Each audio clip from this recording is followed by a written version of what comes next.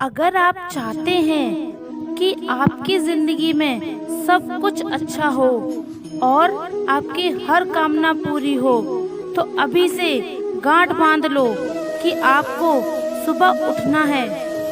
आपने अक्सर बुजुर्गों को कहते सुना होगा कि ब्रह्म मुहूर्त में उठना चाहिए।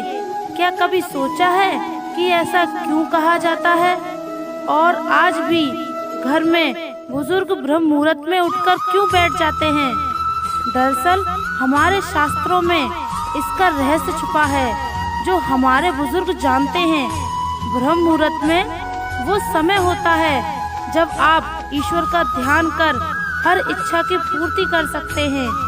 हिंदू धर्म में ब्रह्म मुहूर्त को विशेष महत्व दिया जाता है। ब्रह्म का अर्थ होता है परमात्मा और मुहूर्त का अर्थ होता है समय, यानी ब्रह्म मुहूर्त परमात्मा का समय होता है। इस मुहूर्त में शरीर में नई ऊर्जा और उमंग होती है। साथ ही इस समय सकारात्मक ऊर्जा का प्रवाह अधिक होता है। ऐसा माना जाता है कि ब्रह्म मुहूर्त के दौरान सभी देवी देवता भ्रमण पृथ्वी पर करते हैं। ऐसे में देवी देवताओं को प्रसन्न करने के लिए इस दौरान कुछ विशेष कार्य करने की सलाह दी जाती है।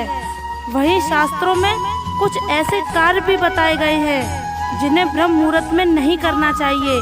तो चलिए जानते हैं ब्रह्म मुहूर्त का समय कब से कब तक होता है और इस दौरान कौन से कार्य नहीं करने चाहिए। कब से कब तक होता है ब्रह्म मुहूर्त? ब्रह्म मुहूर्त यात्री प्रहर के बाद सूर्य उदय से ठीक पहले का समय होता है।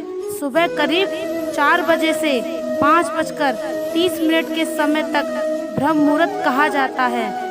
ब्रह्म मुहूर्त में कौन से कार्य करने चाहिए? ब्रह्म मुहूर्त में शुभ कार्य करने से वह शीघ्र ही पूर्ण होते हैं। ऐसे में इस समय उठकर स्नान आदि करने के बाद पूजा करना चाहिए। इस दौरान पूजा अर्चना से भगवान का विशेष आशीर्वाद मिलता है। ब्रह्म मुहूर्त न केवल शास्त्रों की दृष्टि से बल्कि आयुर्वेद और आधुनिक चिकित्सा पद्धति में भी इस समय को बहुत महत्वपूर्ण माना गया है। ऐसे में इस मुहूर्त में उठकर छात्रों को पढ़ाई भी करनी चाहिए।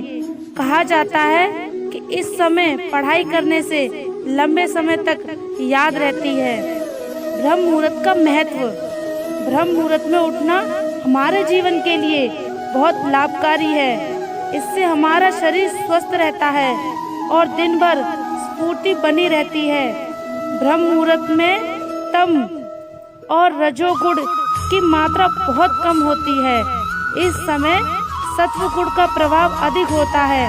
इसलिए इस काल में बुरे मानसिक विचार भी सात्विक और शांत हो जाते हैं।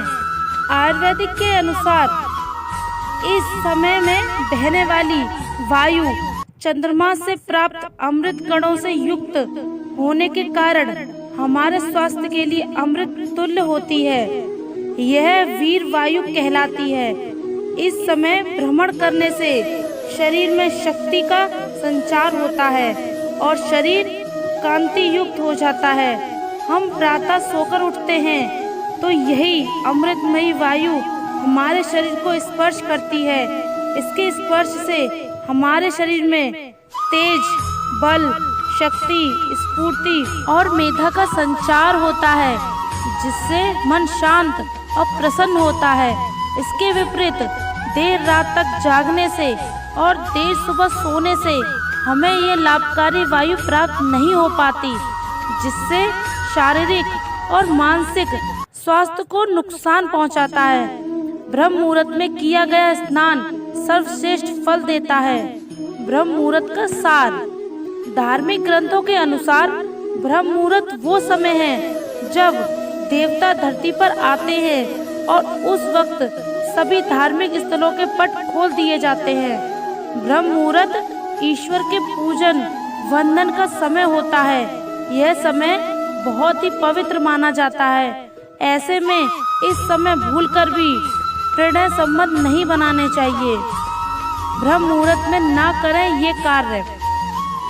सुबह को उठते ही या फिर ब्रह्म मुहूर्त में भूलकर भी भोजन नहीं करना चाहिए। स्वास्थ्य के लिहाज से भी ऐसा करना शुभ नहीं माना जाता है। इस समय भोजन से आपको कई तरह की रोग लग सकते हैं। ये समय कुछ पढ़ने के लिए सबसे अच्छा माना जाता है।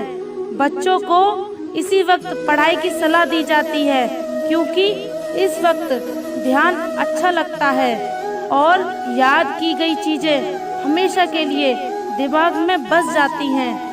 ज़रूरत है तो बस थोड़ी सी प्रैक्टिस की।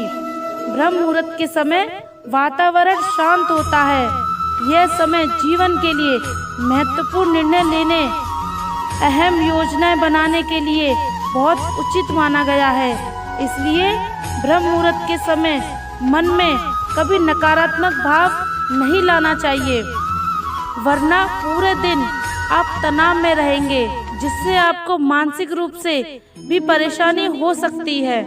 सुबह के ध्यान के बाद यानी कि दृश्य अवलोकन करना होता है, जिसमें आपको सिर्फ उन बातों के बारे में सोचना है जो आप अपनी जिंदगी में चाहते हैं, वो सब सुविधाएं और वो सारी खुशियाँ जो आप पाना चाहते हैं। प्रिय दोस्तों, आशा करती हूँ कि आपको मेरी ये वीडियो पसंद आई होगी। अगर आप हमारे चैनल पर नए हैं तो चैनल को सब्सक्राइब ज़रूर करें और कमेंट में जय श्री कृष्ण लिखें। धन्यवाद।